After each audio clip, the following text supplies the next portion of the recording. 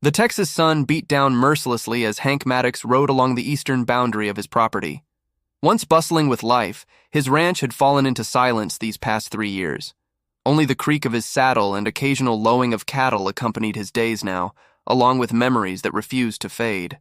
Something unusual caught his eye near the fence line, a small, dark shape that didn't belong among the golden grass. As he approached, his heart hardened in his chest. A child. A little girl, no more than 10 years old, tied to a fence post, her head hanging forward so that her long black hair obscured her face. Her brown arms were marked with red welts where the rope had cut into her flesh. Hank dismounted slowly, his boots sending up small clouds of dust. The girl didn't move, though he knew she must have heard him approach. "Hello there," he said, his voice rough from disuse. No response. As he drew closer, he noticed a piece of cardboard hanging from a string around her neck. Written in crude, angry letters were the words, "Unfit for the white man's world." Something cold twisted in Hank's gut, a feeling he'd become well acquainted with since finding his wife and son slaughtered in their own home. It was rage, mixing with a sorrow so deep it had no bottom. He knelt before the girl. Now he could see her face, high cheekbones, copper skin, and eyes as dark as a midnight river. Comanche, or part, at least. Her features held traces of both worlds, neither of which had apparently wanted her. "I'm going to cut you loose," he said, pulling his knife from its sheath. "I won't hurt you." The girl's eyes flickered up to meet his, just for an instant. They held no trust, no hope, no fear. Only a resignation that no child should ever know. Hank cut through the ropes. When she was free, she didn't run. She simply stood there, swaying slightly, her gaze fixed on some distant point. "You got a name?" he asked. Silence. "Someone who's looking for you?" Nothing. Hank sighed, running a calloused hand through his graying hair. He wasn't equipped for this. The sensible thing would be to take her into town, hand her over to the sheriff or the church ladies. But as he looked at the sign still hanging from her neck, at the marks on her arms, and the emptiness in her eyes that mirrored his own, he knew what would happen to her in town. Cruelty masked as charity, hatred dressed up as concern. Without another word, he removed the sign from around her neck and tore it to pieces, letting the scraps scatter in the hot Texas wind. Then he held out his hand. "My place is back that way," he said, gesturing with his chin. "Got food and water. You can stay until we figure something out." The girl didn't take his hand, but when he started walking toward his horse, she followed, keeping a careful distance between them. Her steps were silent in the dust. As they rode in silence across the sun-baked prairie, Hank felt something shift inside him. Not healing, not exactly, but a crack in the wall he'd built around what remained of his heart. "It ain't much," he told the girl as they approached his modest ranch house. "But it's safe." For the first time since he'd found her, the girl's expression changed, just slightly, a barely perceptible softening around her eyes. It wasn't trust, not yet, but perhaps the faintest glimmer of hope. A week passed in near silence. The girl, whom Hank had started calling Aiyana after remembering a Comanche woman who had once traded with his father, moved through the house like a shadow. She ate the food he prepared, washed herself when he showed her the basin and soap, and slept in the small room that had once belonged to his son. But she did not speak. It was on the 8th day that the first visitor arrived. Sheriff Coleman rode up to the house just as Hank was mending a broken fence post. "Heard you got yourself a little Indian," the sheriff said without preamble. Hank straightened, wiping his hands on his trousers. "News travels fast. Small town." The sheriff shifted in his saddle. "Jonah Miller said he saw you riding with a native child. That true, Maddox?" "Found her tied to a post on my property," Hank replied evenly. "Someone left her there to die." Coleman's expression didn't change. Probably had their reasons. Something dark stirred in Hank's chest. "That right?" "Look, Hank," the sheriff sighed. "There's a reservation up north. If she's got Comanche blood, that's where she belongs, not here among decent folk. She's staying with me for now. People are talking, Hank. Town's still raw after what happened to your family. Having an Indian under your roof, it don't sit right with folks." Hank's jaw tightened. "Ain't asking for their permission." As Coleman rode away, Hank became aware of a presence behind him. Aiyana stood in the doorway, her small form rigid with tension. Though her face remained impassive, Her eyes burned with a mixture of fear and defiance. "It's all right," Hank told her, though they both knew it wasn't. "He's gone now." That night, as a thunderstorm rolled across the plains, Hank awoke to the sound of whimpering. He found Aiyana caught in the grip of a nightmare. Lightning flashed, illuminating her tear-streaked face, and without thinking, Hank sat beside her and placed a gentle hand on her shoulder.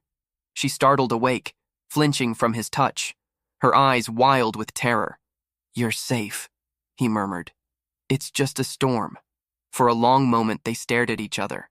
Then, to Hank's surprise, Aiyana reached out and touched his hand, just the barest brush of fingers against his scarred knuckles. "Aiyana," she whispered, her voice hoarse from disuse. Hank blinked. "That's your name? Aiyana?" She gave a small nod, then pointed to a jagged scar on her forearm. "Mother," she said. Then, touching another scar near her collarbone, "Father." Hank understood. Each mark on her body told a story, a map of betrayals and losses that mirrored his own invisible scars. "My wife's name was Martha," he said quietly. "My boy was called James. They died 3 summers ago." Aiyana's dark eyes held his. "Bad men?" "Yes," Hank replied, his throat tight. "Bad men." Thunder cracked overhead, and Aiyana trembled. Without words, Hank reached for the blanket and wrapped it around her shoulders. Then, retrieving the chair from the corner, he sat near the bed. "I'll stay until the storm passes," he said. Aiyana nodded and slowly lay back down, her eyes never leaving his face until, eventually, exhaustion claimed her. As she slept, Hank watched over her, wondering what twist of fate had brought this child to him, and whether he had enough left in his broken heart to be what she needed.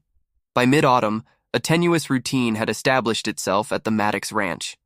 Aiyana still spoke rarely, but when she did, her words carried the weight of careful consideration. She followed Hank like a shadow as he went about his daily tasks, learning the rhythms of ranch life, how to mend fences, feed livestock, and read the changing Texas sky.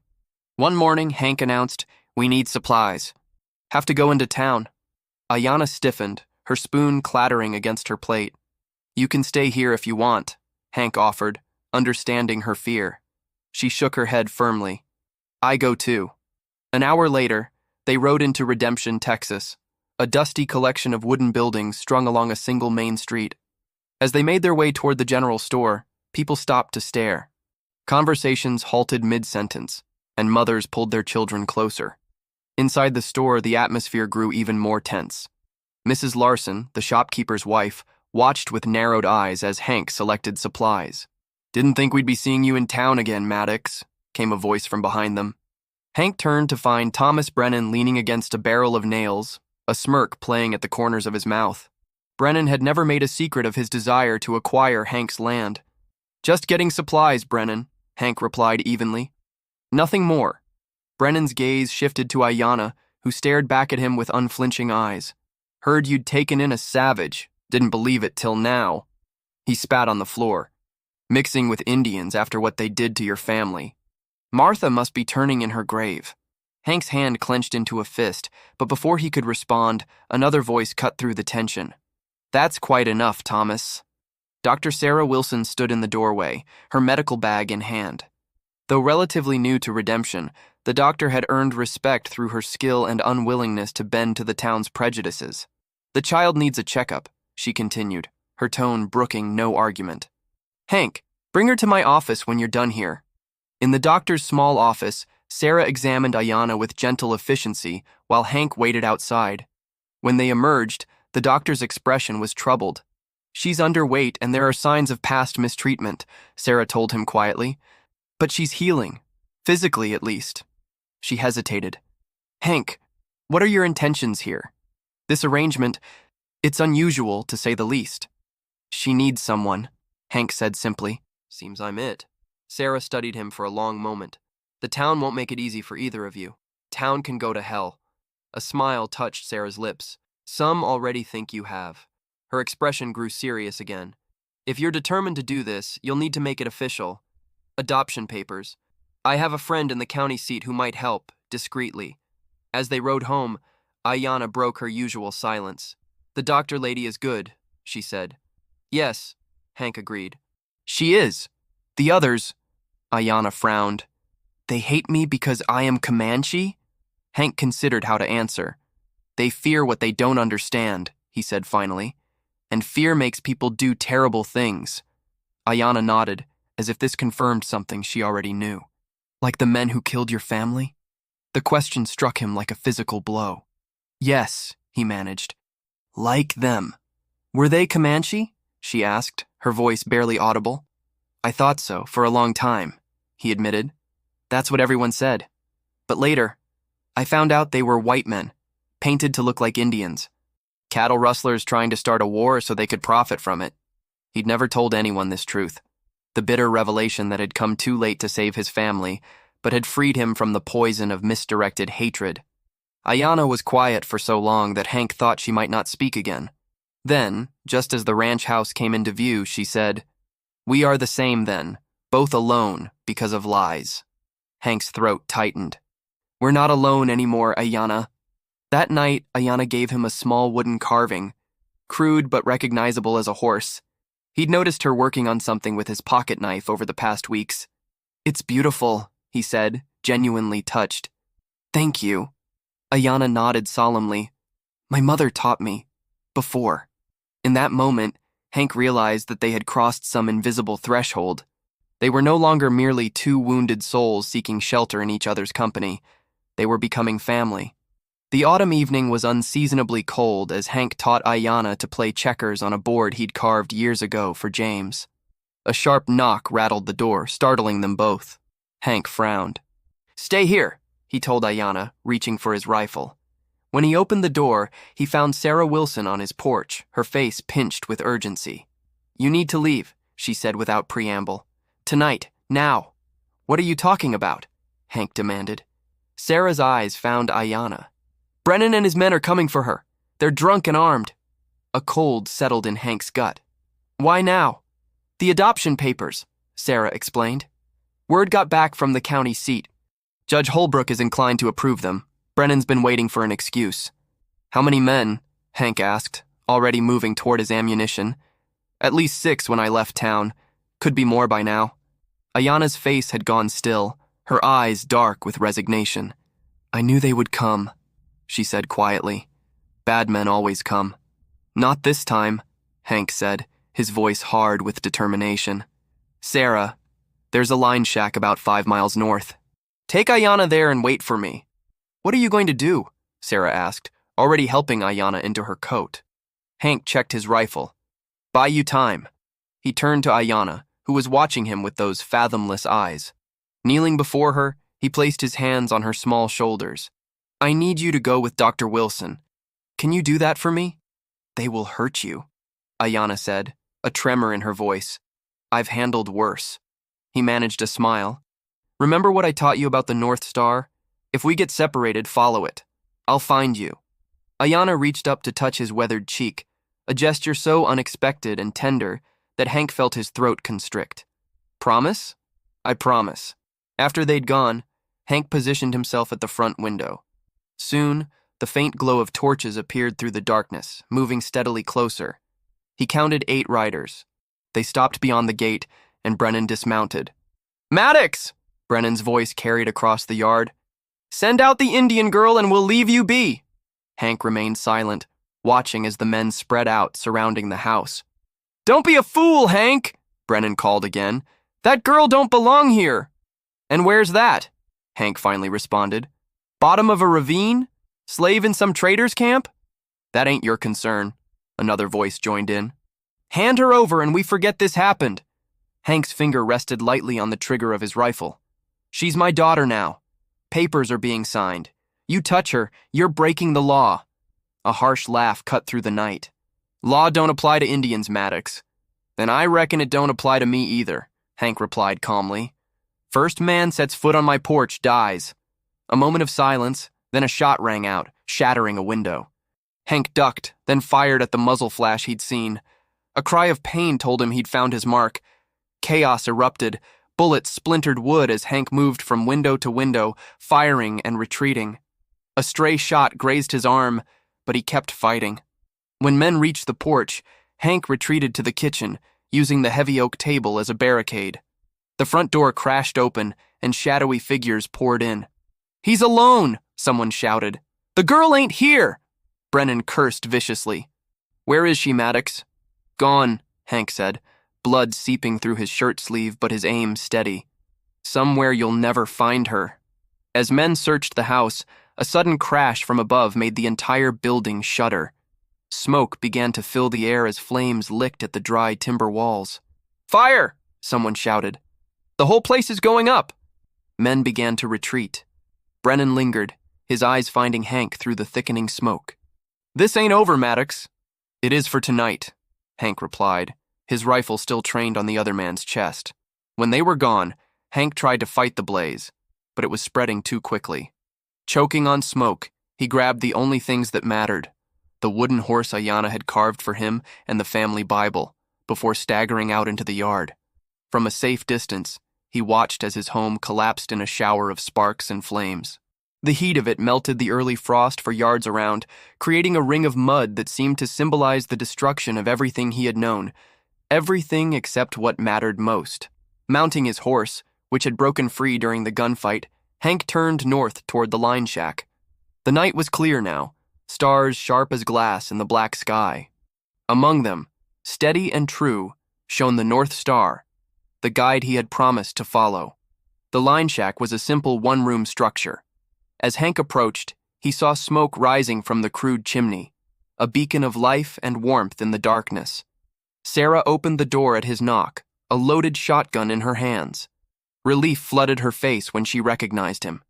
"Thank God," she breathed. "We heard shots." Behind her, Aiyana darted forward, launching herself into Hank's arms with such force that he staggered back a step. She clung to him fiercely, her face pressed against his chest. "You came," she whispered. "You promised, and you came."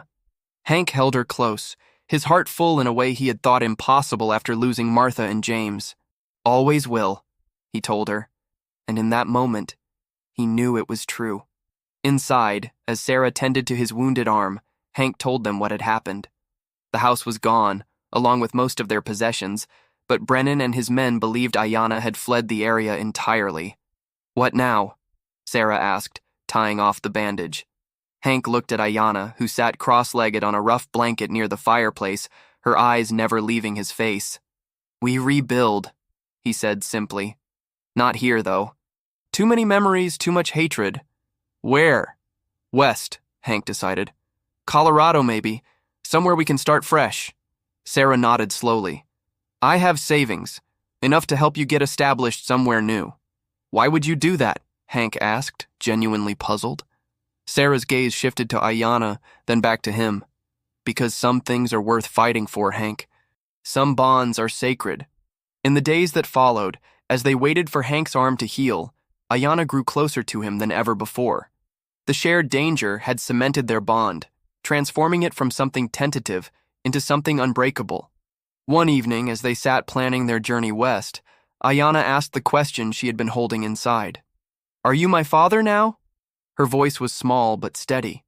Hank set down the map, giving her his full attention. "Do you want me to be?" "My mother told me that family is not always blood," she said thoughtfully. "Sometimes it is who stays when others leave, who protects when others harm." She touched the wooden horse carving. "You stayed. You protected." "Then yes," Hank said, his voice rough with emotion. "I am your father, Aiyana, and you are my daughter. Nothing will ever change that." By early spring, the roads were passable again. On a clear morning, Hank, Aiyana, and Sarah stood at the crossroads beyond redemption. 2 horses were packed with supplies, and a third, a gentle mare Sarah had bought for Aiyana, waited patiently beside them. "The adoption papers," Sarah said, handing Hank a sealed envelope. "Judge Holbrook signed them last week. It's official now. She's legally your daughter." Hank tucked the envelope safely into his saddlebag. "I don't know how to thank you." "Live well," Sarah replied simply. "Both of you." "That's thanks enough." Aiyana embraced Sarah tightly. "I will remember you," she said. "Always." Sarah's eyes glistened as she returned the embrace. "And I you, brave girl." She pressed something into Aiyana's hand, a small silver brooch shaped like a star. As they mounted their horses, Aiyana pinned the brooch to her coat. "The North Star," she said, "to guide us home." Hank felt a sense of purpose he hadn't felt in years. "Ready?" he asked. She nodded, a small smile lifting the corners of her mouth, a smile that reached her eyes now, chasing away the shadows that had once dwelled there. "Ready, Father." Together, they rode westward, toward the distant mountains that shimmered like a promise on the horizon. Behind them lay the ashes of what had been. Before them, the promise of what could be, not as victim and rescuer, but as family, as father and daughter, bound not by blood, but by something stronger, a love forged in the crucible of shared suffering and mutual redemption. Thank you for joining us on this unforgettable journey through loss, healing, and the unexpected power of chosen family. If Hank and Aiyana's story moved you, we warmly invite you to like this video, leave us a heartfelt comment, and share it with someone who loves stories that touch the soul. Subscribe to our channel and support us from the bottom of your heart so we can stay motivated to bring you even more powerful stories filled with love, redemption, and life-changing turns. And remember, at the end of this video, another emotional story suggestion will appear. Click it and let yourself be surprised by what awaits. You won't regret it.